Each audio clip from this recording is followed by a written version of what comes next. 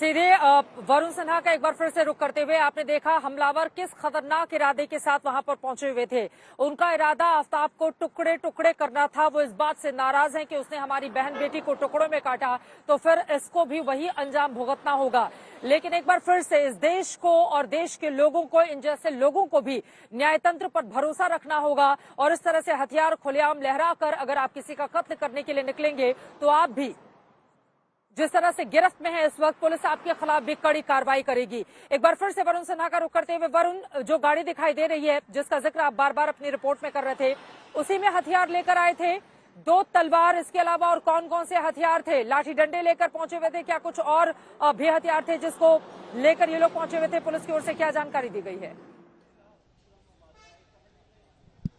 देखिए, 5 तलवारें थीं जो 5 लोगों के हाथ में थी, जो हमने देखी, जिसके म्याने हमने आपको दिखाई। इसके अलावा हथौड़ा हाथ में था। इसके अलावा यहाँ पर कुछ विकेट भी थे। तो ऐसे में सुनिश्चित तरीके से कोशिश ये थी कि कैसे भी करके आज इस वारदात को अंजाम देना है। मैंने पहले भी कहा कि ये गाड़ी जो है वो अचानक सामने की तरफ आके रुकी, तो ऐसी पोजीशन में ये साफ था कि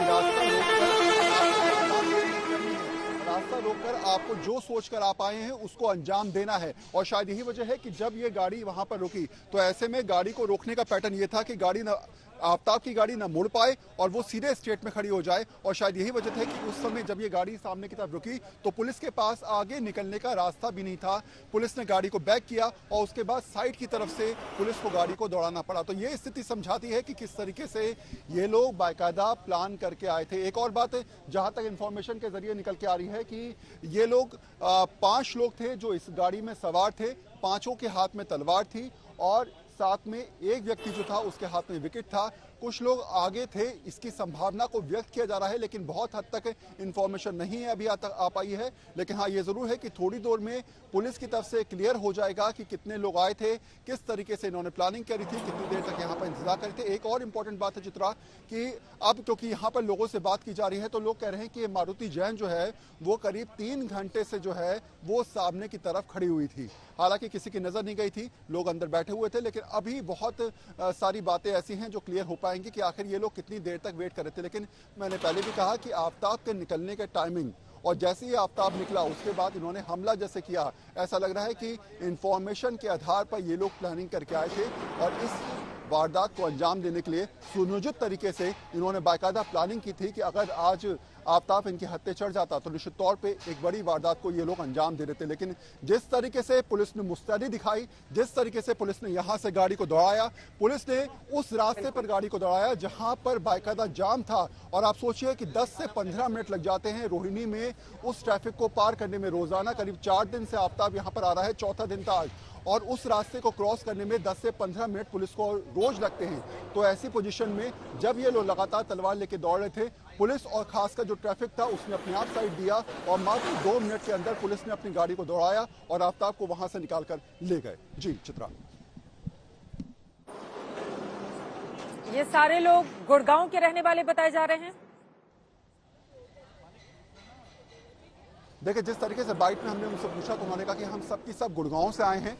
और लेकिन क्योंकि जो बताता है वो कितनी सच्चाई के साथ बता रहा है, कितनी उसकी बातों में सच्चाई है, ये अभी तक क्लियर नहीं हो पाया है। लेकिन हाँ, ये जरूर है कि इंफॉर्मेशन के आधार पर बहुत हद तक चीजें हो पाएंगी। एक और इंटरव्यू हमने पहले भी किया था, उसमें भी उस शख्स ने हमसे कहा कि मैं यहीं के पास में रहने वाला हूं, मेरे साथ 4-5 लोग आए हैं। अगर वो हम प्ले कर पाएंगे तो उसमें भी साफ हो पाएगा कि किस तरीके से ये लोग 5 से 6 लोग थे और बाद में हमें बताया गया 10 से 15 लोग। तो प्लानिंग थी पूरी तरीके से। लेकिन हाँ, ये स्पष्ट है कि ये लोग गुड़गांव के थे या फिर यहीं के रहने वाले थे या फिर कहीं और से आए थे और किस तरीके से प्लानिंग के तहत यहां पर कितनी देर से खड़े थे, ये कुछ ही देर में स्पष्ट हो जाएगा कि आखिर क्या इंफॉर्मेशन के आधार पर किस तरीके से इन्होंने पूरी तरीके से चीजों को प्लान किया था। जी चित्रा। क्योंकि मामला बहुत गंभीर और संवेदनशील भी है, एक अपराधी जिसको उसके अंजाम तक पहुंचाना है, पुलिस जिन कोशिशों में लगी हुई है, अगर सड़क पर ही न्याय करने के लिए लोग वहां पर पहुंचने लगे और इस तरह की खतरनाक साजिश को अंजाम देने में लग जाए तो स्थिति क्या होगी ये बताने की जरूरत नहीं है। क्या पुलिस इस पूरे मामले में, वरुण, प्रेस कॉन्फ्रेंस भी कर सकती है, इस बात की उम्मीद की जाए?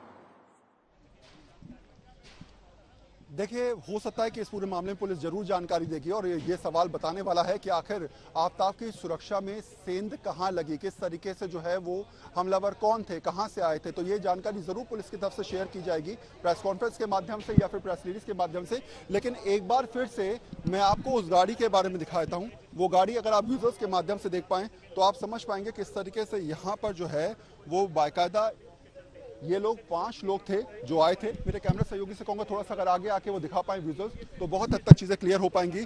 5 मयाने आपको नजर आ रही होंगी जिनके अंदर तलवार थी। एक बार फिर से देखिए, 1 2 3 4 5, ये 5 मयाने आपको नजर आ रही होंगी। इसके अलावा आपको एक हथौड़ा नजर आ रहा होगा। ये हथौड़ा जो है वो नीचे की तरफ रखा था लेकिन अभी फिलहाल ऊपर की तरफ रखा गया है। इसके अलावा आगे की तरफ कुछ विकेट्स आपको नजर आ रहे होंगे। बहुत हद तक चीजें स्पष्ट हैं कि पहले से ये लोग तैयारी करके आए थे। फिलहाल 5 लोग इस गाड़ी से उतरे थे क्योंकि हमारी आंखों के सामने ये वारदात हुई है। तो 5 लोगों को हमने इस गाड़ी से उतर के देखा था।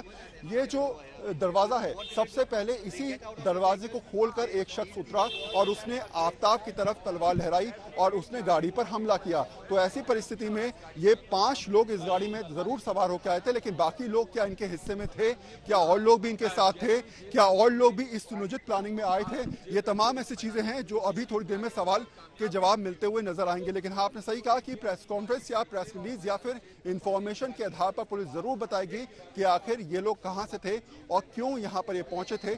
आक्रोश की बात बिल्कुल सही है कि देश में आक्रोश है, लेकिन अपने आक्रोश को इस तरीके से व्यक्त करना गलत है। जब न्यायिक सिस्टम है, पुलिस कार्रवाई हो रही है, न्यायालय में मामला है, लगातार जुडिशियल सिस्टम इस चीज को देख रहा है, तो ऐसे में सबको उस पर भरोसा है। तो ऐसे में अपने हाथ में कानून लेकर इस प्रकार से तलवारें लहराना गलत है और शायद यही वजह है कि पुलिस फिलहाल बहुत हद तक थोड़ी देर में इंफॉर्मेशन दे पाएगी कि आखिर कौन लोग थे, कहां से आए थे, कितनी संख्या में लोग थे, कितनी देर से इंतजार कर रहे थे, क्या ये पहले से प्लानिंग थी या अचानक की गई है, और ये लोग यहां पर जब पहुंचे तो इनको ये कैसे पता चल पाया कि आफताब कितनी देर में निकलने वाला है। तो बहुत सारी इंफॉर्मेशन थोड़ी देर में शायद हो सकता है क्लियर हो पाए और उसके बाद बहुत सारे सवालों के जवाब भी मिल पाए। जी चित्रा।